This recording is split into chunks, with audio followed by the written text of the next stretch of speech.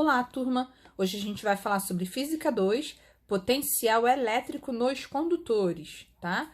Então, a primeira coisa que a gente vai verificar agora é a definição mesmo de um condutor, como ele entra em equilíbrio eletrostático. Então, um condutor tem dois tipos de condutores, tem aquele maciço, que é todo sólido, ou aquele oco, que tem ar por dentro, que pode entrar pessoas ou elementos dentro no seu interior, né, obviamente. Então, um condutor maciço ou oco afasta as cargas elétricas que recebe com toda a força que possui. Por que ele sempre afasta? Ele afasta porque ele tem o mesmo sinal, e a gente sabe que cargas de sinais iguais se repelem. Como as cargas têm o mesmo sinal, como eu acabei de mencionar, elas se distribuem e se movimentam sobre a superfície do condutor elétrico. Então, o que acontece para que esse condutor entre em equilíbrio eletrostático? Acontece esse equilíbrio, né, quando não existe movimento ordenado, ou seja, desordenado, quando a gente não tem uma corrente elétrica. Vocês sabem que elétrons ordenados geram corrente elétrica e elétrons desordenados geram apenas aquecimento, né, como eu falei em sala. Então, acontece quando não existe movimento ordenado na distribuição de cargas elétricas na superfície ou no interior do condutor. Sem correntes elétricas, os elétrons livres passam a se mover caoticamente, ou seja, apenas superaquecem, não geram eletricidade. E como é que é feita essa distribuição? A distribuição da carga é diferente de acordo com o formato do condutor. Então, a gente tem duas possibilidades do formato para esse condutor. Então, o primeiro formato que a gente pode analisar é a forma esférica. Se esse condutor for esférico, os elétrons se situam de maneira uniforme ao longo de toda a superfície esférica dele, né? Agora, se ele tiver outro formato, o que os elétrons fazem? Os elétrons tendem a se concentrar em áreas pontiagudas do interior, que a gente vai verificar que faz um fenômeno que é explicado pelos para-raios. Logo mais a gente vai verificar isso também. Uma coisa muito importante que você tem que lembrar é que também é importante mencionar que o condutor precisa necessariamente, sem dúvida nenhuma, ter um campo elétrico nulo para que aconteça o que a gente chama de equilíbrio estático, tá? Para que aconteça esse equilíbrio, ele precisa ter um campo elétrico nulo. E a famosa gaiola de Faraday. Num condutor oco, só funciona com condutor oco, tá, gente? Devido à nulidade do campo elétrico, ou seja, quando o campo elétrico ele é nulo, no interior do condutor, um corpo posicionado dentro de sua parte oca não receberá efeitos elétricos vindos do exterior. Ou seja, se uma pessoa se posicionar dentro de uma gaiola de Faraday, ela não vai receber a descarga elétrica, porque ela está na parte oca, graças à blindagem eletrostática criada por esse condutor. O condutor oco, ele precisa ser oco, tá? Não pode ser o maciço. Mais embaixo, esse fenômeno foi descrito pela primeira vez pelo físico inglês Michael Faraday, por isso que a gaiola recebe o nome dele. Ele construiu uma gaiola com tela metálica feita sobre bases isolantes. A base precisa necessariamente ser isolante, eu vou explicar logo mais. Ele então entrou na estrutura metálica, que é na gaiola, para que seus ajudantes a eletrizassem. Então, jogaram descargas elétricas nessa rede metálica, né, que era oca. Concluiu que não é possível ser afetado pelas cargas elétricas. Graças a Deus, ele ficou intacto no interior de um condutor oco. Esse fenômeno acontece nos automóveis. Como assim nos automóveis? Quando um automóvel recebe uma descarga elétrica ou até mesmo um raio, as pessoas no seu interior não sofrem nenhum tipo de dano, tá? De acordo com as descargas elétricas. Por quê? Porque toda a gaiola de Faraday precisa ter uma base isolante. E qual é a parte isolante que um automóvel tem na sua base? Ou seja, os pneus feitos de borracha, tá? Então, o nosso próprio automóvel é chamado de gaiola de Faraday. Por isso que as pessoas no seu interior não sofrem com descargas elétricas na lataria do carro. Para-raios, como eles funcionam, na verdade? A gente viu, lá em cima, no início dessa aula, que quando o condutor possui outro formato, que não seja o esférico, O que acontece com os elétrons? Os elétrons, eles tendem a se concentrar em áreas pontiagudas. E quando eles fazem isso, eles transformam esse fenômeno em poder das pontas. O poder das pontas é utilizado em para-raios. Como? A ocorrência é a base do funcionamento dos para-raios.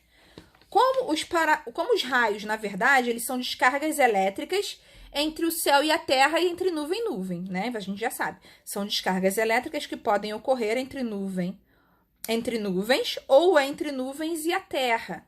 Os para-raios são colocados nos topos dos edifícios, torres e casas, para que absorvam a energia, né, as descargas elétricas, e protejam as pessoas que estão abaixo dessas estruturas, tá? As estruturas ocas, no caso, são os prédios, são as casas. E o que acontece com essas descargas? Eles vão pelos chamados fio-terra e descarregam todos na terra, pois tratam-se de hastes, como são formados os para-raios? Hastes metálicas com pontas nas extremidades, superior para receber a energia emitida pelos raios e mandá-las para a terra através de um fio metálico, é o nosso famoso fio-terra, com suportes isolantes que liga o para-raio ao solo. Então, batem no para-raio, então ele não vai para o prédio, não vai para as pessoas, ele descarrega direto no solo através desse fio metálico. É assim que funciona um para-raio.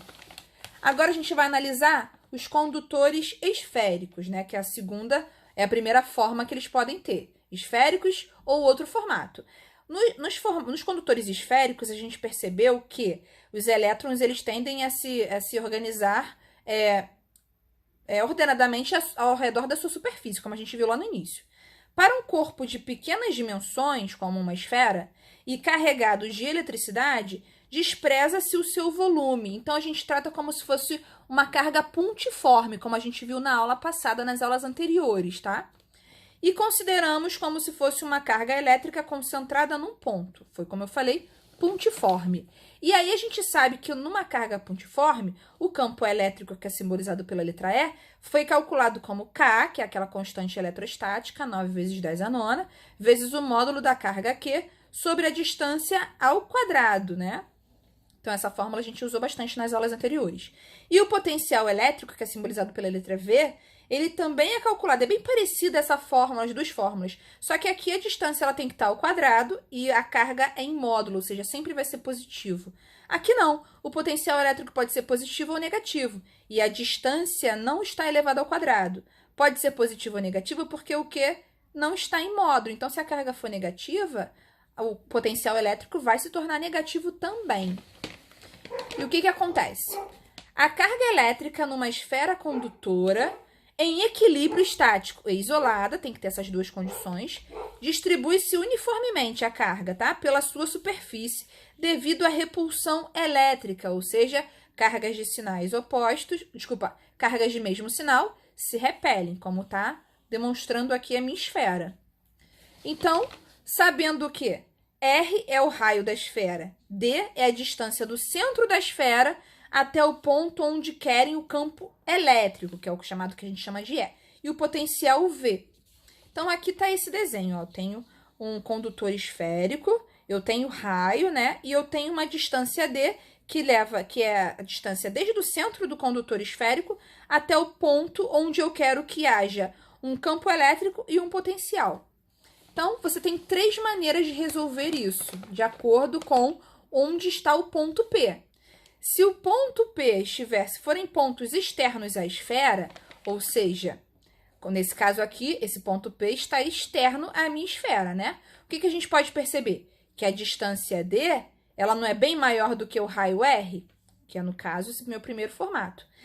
Se for um ponto externo à esfera, como esse meu desenho mostra, quando D for maior do que R, como é que você calcula o campo elétrico e o potencial elétrico? Das mesmas maneiras que a gente viu antes. O campo elétrico seria K vezes módulo de Q sobre D ao quadrado, e o potencial elétrico da esfera K vezes Q sobre D. Então, não muda nada, tá? Isso quando for um ponto externo à esfera, ou seja, quando D for maior do que R.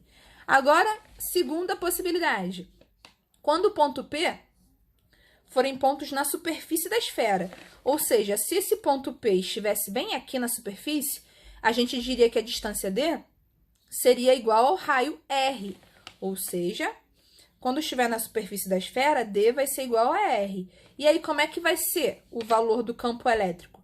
O campo elétrico da superfície vai ser a metade do campo elétrico normal. O campo elétrico normal, a gente sabe que é K vezes módulo de Q sobre D ao quadrado. Só que D agora, ela vai virar o quê? R. Então, é R ao quadrado. E esse 2 aqui veio da divisão, porque eu quero a metade desse valor. Então, dividido por 2. E o potencial elétrico da superfície vai ser igual ao potencial elétrico normal. Então, a fórmula seria K vezes Q sobre D. Só que no lugar do D, a gente chama de R. Então, essa fórmula aqui em si não muda nada.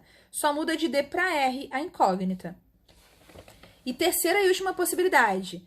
Se os pontos forem no interior da esfera, ou seja, se a gente voltar lá para o desenho, esse ponto aqui é externo. Se o ponto fosse aqui, ele seria na superfície. Agora, se o ponto fosse mais para cá, ele seria interno ao meu condutor esférico, ou seja, a distância D seria menor do que o raio R do condutor esférico. Então, terceira possibilidade, se forem pontos internos à esfera, D seria menor do que R. E aí, o que acontece com o campo elétrico? O campo elétrico, ele é nulo. Ele nunca vai existir num condutor esférico se o ponto estiver no interior da esfera. E o potencial elétrico do interior vai ser igual ao potencial elétrico da superfície, igual a esse anterior aqui. Então, a fórmula é a mesma. K vezes Q, no lugar do D, você coloca o R de raio, tá? Uma coisa muito importante que vocês têm que saber, que o campo elétrico sempre será nulo no interior da esfera. Isso porque a esfera vai estar carregada de eletricidade e o equilíbrio estático vai estar alcançado. Então, sempre o campo elétrico no interior da esfera vai ser nulo. Então, a aula de hoje foi bem teórica, gente.